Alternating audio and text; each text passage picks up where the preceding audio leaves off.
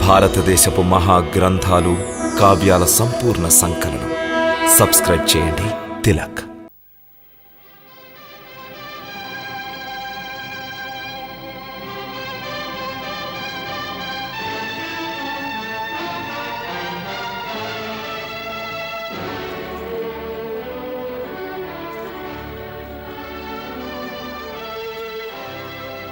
మహారాజు యుధిష్ఠిరుల వారి రాజధాని ఇంద్రప్రస్థానికి విచ్చేసిన సామంతులకు, చక్రవర్తులకు, సార్వభౌములకు మా సుస్వాగతం.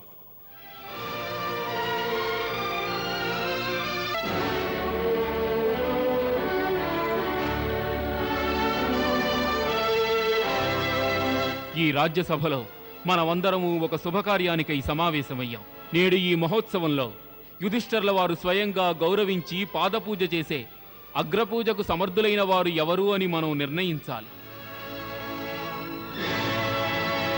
ఎందుకంటే అగ్రపురుషుల ఆశీర్వాదం పొందిన తరువాత గాని మహారాజు యుధిష్ఠిరులకు రాజమకుటాన్ని ధరించే అర్హత కలుగదు. ఆచారాన్ని అనుసరించి మనం మొట్టమొదట అగ్రపూజకు అర్హులైన వారిని ఎన్నుకోవాలి. కనుక తామందరూ ఏకాభిప్రాయానికొచ్చి ఎవరిని అగ్రపూజకు అర్హులుగా భావిస్తారో ఆ మహాపురుషుని పేరుని తెలియపరచండి.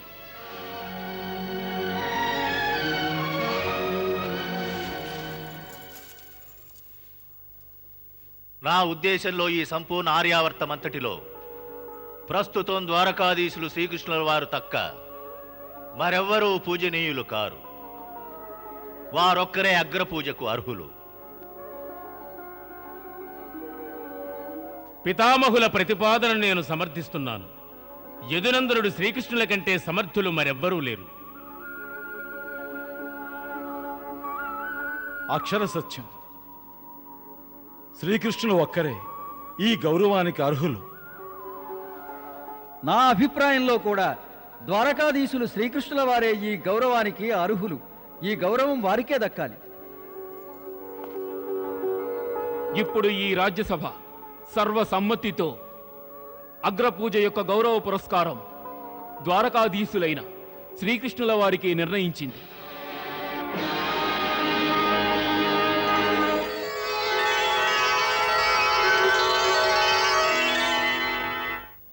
అగ్రపూజకు అర్హులుగా నిర్ణయించిన ద్వారకాధీశులు శ్రీకృష్ణుల వారు ఈ సభకు వేంచేస్తున్నారు.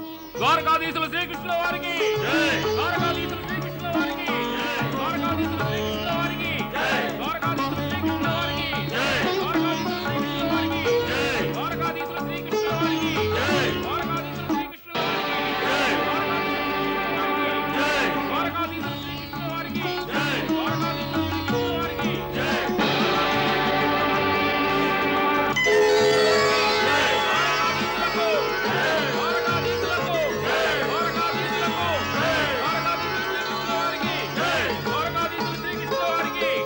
ద్వారకాధీశులు శ్రీకృష్ణుల వారికి, ద్వారకాధీశులు శ్రీకృష్ణుల వారికి, ద్వారకాధీశులు శ్రీకృష్ణుల వారికి, ద్వారకాధీశులు శ్రీకృష్ణుల వారికి. దయచేయండి మాధవ. ద్వారకాధీశులు శ్రీకృష్ణుల వారికి, ద్వారకాధీశులు శ్రీకృష్ణుల వారికి, ద్వారకాధీశులు శ్రీకృష్ణుల వారికి, ద్వారకాధీశులు శ్రీకృష్ణుల వారికి, ద్వారకాధీశులు శ్రీకృష్ణుల వారికి, ద్వారకాధీశులు శ్రీకృష్ణుల వారికి, ద్వారకాధీశులు శ్రీకృష్ణుల వారికి, ద్వారకాధీశులు శ్రీకృష్ణుల వారికి.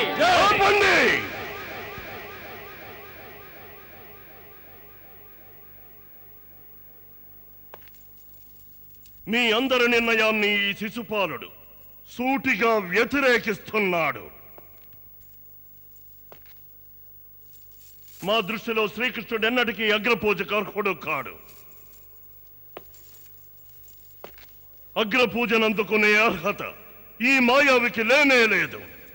ఇతడు వీరుడు కాడే, జరాసంధుల వారిని సమరంలో నిలువరించలేక పారిపోయిన పిరికి పంద. చాలించు శిశుపాల. తమరాగండి మహారాజా. మీరందరూ కలిసి ఇతన్ని గొప్పవాడిగా చిత్రించారు. ఇతని మహత్యాలన్నీ మాయలు. నిజానికి ఇతడొక దొంగ, పచ్చి దొంగ.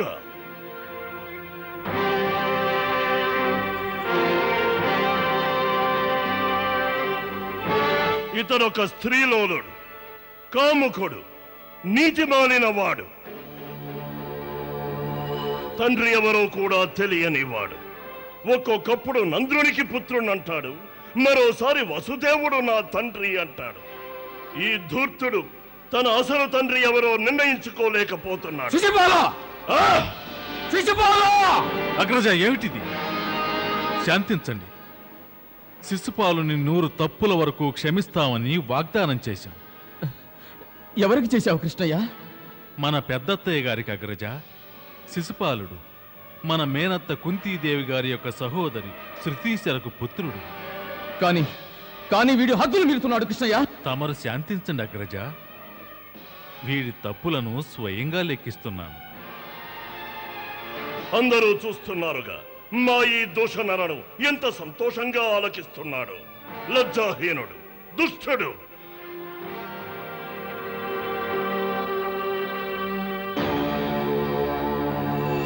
అందరి చేత కీర్తించబడే ఇతడు మాయావి, మోసగాడు. శిశుపాల, మేము నీ తల్లికి 100 తప్పుల వరకు నిన్ను క్షమిస్తామని వాగ్దానం చేశాం.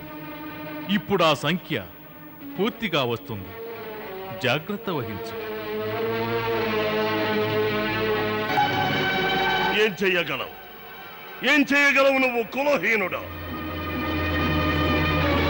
96.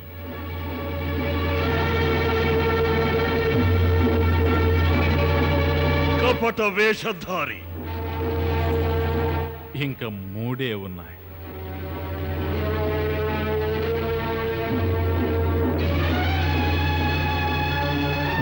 నీచుడవు, నికృష్టుడవు.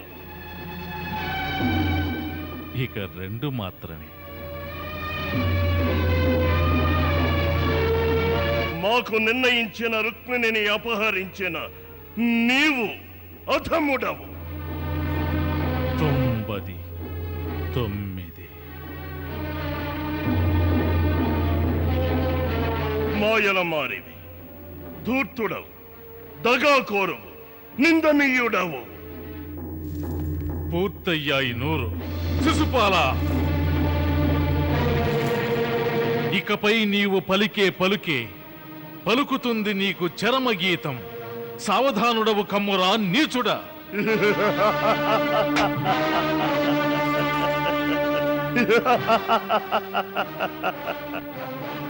విన్నారా? చిట్టెలుక సింహాన్ని బెదిరిస్తోంది. వెళ్ళు, వెళ్ళి మీ అమ్మను ప్రశ్నించు, నీ జన్మకు కారకుడెవరని. తండ్రి ఎవరో తెలియని నీకు అగ్రపూజ స్వీకరించే అర్హత లేదు. వెళ్ళు, వెళ్ళి ఖండించి. సాధించు శిశుపాల. మరొక్క మాట మాట్లాడితే నీ నాలుక చీలికలు చేస్తాం. అందరికీ హెచ్చరిక. శిశుపాలుడు ఒంటరివాడు కాదు. మేమందరం అతనికి తోడుగా ఉన్నాం.